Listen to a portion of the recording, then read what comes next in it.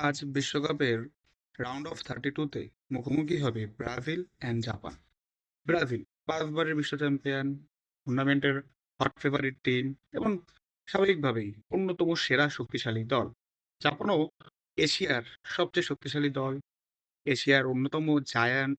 And Japan বর্তমান সময়ে যে ফুটবল খেলছে সেটা আসলেই মানে ঈর্ষণীয়, কারণ এশিয়ার দলও এরকম ভালো পারফরম্যান্স এর আগে আমরা খুব কম টিম থেকেই পেয়েছি। আর এশিয়ার এবারে যেসব দল টুর্নামেন্টে অংশ নিয়েছে তাদের অবস্থা তো করুণ। ইভেন সাউথ কোরিয়াও কোয়ালিফাই করতে পারেনি। যাই হোক, আজকের ম্যাচে স্বাভাবিকভাবেই আপনি যদি দেখেন ব্রাজিল এগিয়ে থাকবে। কিন্তু ওই যে পরিসংখ্যানে তো আর পরিসংখ্যানে তো আর মাঠের খেলা হয় না। মাঠের খেলায় মূলত যে দল ভালো খেলবে যেদিন সেদিনই তারা জিতবে। তবে পরিসংখ্যানও কিন্তু আমাদের অনুপ্রেরণা যোগায় বা আমরা বুঝি যে এটলিস্ট এই টিমের সাথে এই টিম কতটা পারলেও পারতে পারে। যদি পরিসংখ্যানে দেখি তাহলে এ পর্যন্ত ব্রাজিল অ্যান্ড জাপান তারা 14 বার মুখোমুখি হয়েছে। তার মধ্যে ব্রাজিল জিতেছে 11 বার এবং জাস্ট একবার জাপান জিতেছে। আর 2টা ম্যাচ ড্র হয়েছে। এতে বোঝা যায় স্পষ্টভাবে যে ব্রাজিল একচ্ছত্রভাবে এগিয়ে আছে জাপানের সাথে এবং তারা মূলত জাপানকে কেয়ারই করে না, এরকম আমরা বলতে পারি পরিসংখ্যানে। তবে ভেরি ইন্টারেস্টিংলি লাস্ট মুখোমুখিতে অর্থাৎ 2025 সালে 3-2 গোলে ব্রাজিল হেরে যায় এবং ওইবারই প্রথমবার জাপান ব্রাজিলকে হারাতে সামর্থ্য হয়। হ্যাঁ, সেটা ফ্রেন্ডলি ম্যাচ ছিল, তবে হার তো হারি, ঠিক আছে। আপনি যদি ব্রাজিল আর জাপানের লাস্ট 5টা ম্যাচ দেখেন, সেখানেও কিন্তু ব্রাজিল 4টা ম্যাচই জিতেছে এবং একটা জাপান জিতেছে। 2013 সালে 3-0-তে ব্রাজিল জিতেছে, 14-তে 4-0-তে জিতেছে, 17-তে আপনার এ এক যে 17-তে আপনার আবারও 4-1-এ জিতেছে। দেন আপনার 22 সালে 1-0-তে জিতেছে। আর 25 সালে যে লাস্ট মিটিং হয় ফ্রেন্ডলি ম্যাচে, সেখানে তো ব্রাজিল হেরেছে। তো আপনি ব্রাজিলের কিন্তু জাপানকে শুধু ব্রাজিল হারায় এটা বললেও ভুল হবে। ব্রাজিল মূলত ডমিনেটিং করে, এরকমটা এই পরিসংখ্যান বলে। আপনি যদি দেখেন যে 2টা দল কতটি করে গোল দিয়েছে একে অপরের সাথে খেলে, তাহলে এখানেও ব্রাজিল স্পষ্টভাবে অনেক এগিয়ে। ব্রাজিল টোটাল 35টি গোল করেছে জাপানের বিরুদ্ধে। আর জাপান করেছে মাত্র 11টি।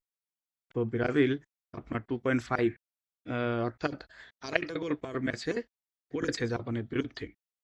ব্রাজিলের হয়ে সর্বোচ্চ গোল করেছে জাপানের সাথে, সে হচ্ছে নেইমার, যিনি কারেন্ট টিমেও রয়েছে, অর্থাৎ এই ওয়ার্ল্ড কাপেও রয়েছে। 9টি গোল করেছে নেইমার।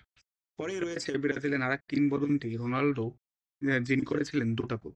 তো স্বাভাবিকভাবে নেইমারের দিকে ফোকাস থাকবে, কারণ তিনি অবশ্যই পরিসংখ্যান আমরা দেখলে মনে হবে যে নেইমার জাপানকে পছন্দ করে প্রতিপক্ষ হিসেবে। আবার আপনি ওয়ার্ল্ড কাপের ইতিহাসে মাত্র একবারই মুখোমুখি হয়েছে ব্রাজিল অ্যান্ড জাপান, সেটা আপনার 2006 সালে। সেখানেও 4-1 গোলে মূলত ব্রাজিল জিতে যায়। এবার একটা ডমিনেটিং পারফরমেন্সই ছিল ব্রাজিলের, যেটা জাপানের সাথে তারা করে থাকে।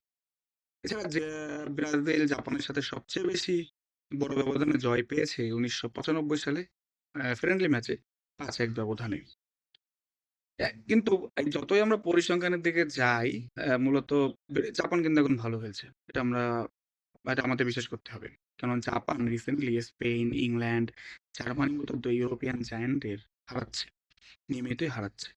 অ্যান্ড জাপানেও কিন্তু বেশ উদীয়মান প্লেয়ার রয়েছে। এবারে ওয়ার্ল্ড কাপে দেখেন না, নাকামুরা রয়েছে, ইন্ডো রয়েছে, উদেরা রয়েছে। ঠিক আছে? এই যে আপনার নাকামুরা, নদিয়া, এই দুজন কিন্তু খুবই ভালো ফর্মে রয়েছে। ইন্ডোর কথা বললাম, সে তো আপনার লিভারপুলের হয়ে খেলেই ভালো। বেশ ভালো ফরওয়ার্ড। সো জাপানকেও কিন্তু ইজিলি নেওয়া যাচ্ছে না। ঠিক আছে? আর জাপানের র্যাঙ্কিংও বলেন 18, আর ব্রাজিলের হচ্ছে 6। এশিয়ার মধ্যে মনে হয় সম্ভবত, আমি যদি ভুল না করি, জাপানই সবচেয়ে র্যাঙ্কিং এগিয়ে। তো মোটেই জাপান দুর্বল দল নয়। তবে অ্যাজ এ ব্রাজিলিয়ান ফ্যান বা আপনি যদি নিউট্রালিও বলেন, আমি ব্রাজিলকে এগিয়ে রাখবো আজকের খেলায়। কারণ দেখুন, আহ, ব্রাজিলকে যদি ওই বিশ্বকাপ জিততে হয়, অ্যাটলিস্ট জাপানকে তো হারাতে হবে। আমি জাপানকে ছোট করছি না যে অ্যাটলিস্ট জাপানকে হারাতে হবে বলে, মানে বলছি যে জাপান, দেন আপনার আরো যেসব বড় দল রয়েছে তাদের হারিয়ে তো ওয়ার্ল্ড কাপ জিততে হবে। বা আপনার সাথে যারা খেলা করবে তাকে আপনার হারিয়ে ওয়ার্ল্ড কাপ জিততে হলে জিততে হবে, নাহলে তো হবে না। ঠিক আছে? আপনি ওয়ার্ল্ডের বেস্ট হতে হলে বেস্ট অফ বেস্টেরই হারাতে হবে। আর জাপানের সাথে কিন্তু ব্রাজিলের আপনার কিছু কালচারালি বা ইমোশনালিও যোগসূত্র রয়েছে। কিভাবে? অবাক হবেন যে ব্রাজিলে কিন্তু সবচেয়ে বেশি জাপানি বংশোদ্ভূত লোক থাকে আফটার জাপান। মানে জাপানের বাইরে ব্রাজিলে সবচেয়ে বেশি জাপানিজ বলতে পারেন বা জাপানি বংশোদ্ভূত লোক ব্রাজিলে থাকে। অর্থাৎ ইমোশনালি বা কালচারালি কিন্তু তারা অ্যাটাচড। এছাড়াও এই যে জাপানের যে পেশাদার লীগ রয়েছে, যে লীগ সেটার আধুনিক স্থপতি বলা হয় হচ্ছে জিকোকে। ব্রাজিলিয়ান কিংবদন্তি জিকোতে। কারণ জিকো খুব মানে হেল্পফুল ছিল যখন আপনার জাপানিজ প্রিমিয়ার লিগ শুরু হয়। এছাড়াও ব্রাজিলিয়ান অনেক কিংবদন্তি প্লেয়ারও মানে যে এই লিগটাকে উঠতে সাহায্য করেছে তাদের যে যেভাবে পারে।